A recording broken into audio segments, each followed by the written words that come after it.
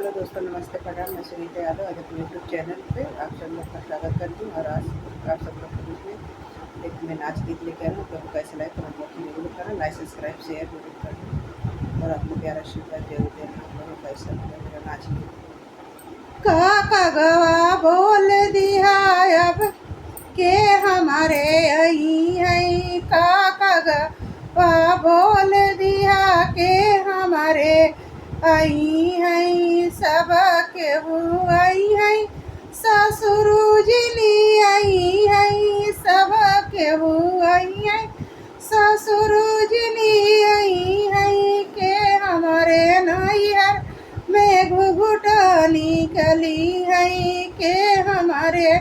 नैहर में घुघुटा निकली है, का गवा बोल दिया के हमारे आई है, का गवा बोल दिया के हमारे आई है, सब केहू आई है, भासुर जिनी आई है, सब केहू आई है, भासुर जिनी आई है, के हमारे नैहर में रहिया बेरई है, के हमारे नैहर में रहिया बेरई है, का गवा बोल दिया के हमारे आई है, का गवा बोल दिया के हमारे आई है, सब केहू आई है, देवर जिनी आई है, सब केहू आई है, देवर जिनी आई है,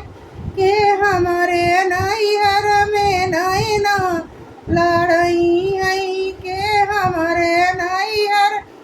में नैना लड़ई है,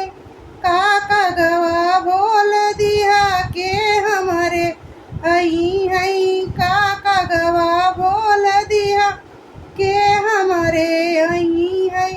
सब केहू आई है, बाला माजनी आई है, सब केहू आई है, बाला माजनी आई है, के हमारे नैहर में से जियाला गई है, के हमारे नैहर में से जियाला गई है, का गवा बोल दिया के हमारे आई है, का गवा बोल दिया के हमारे आई है।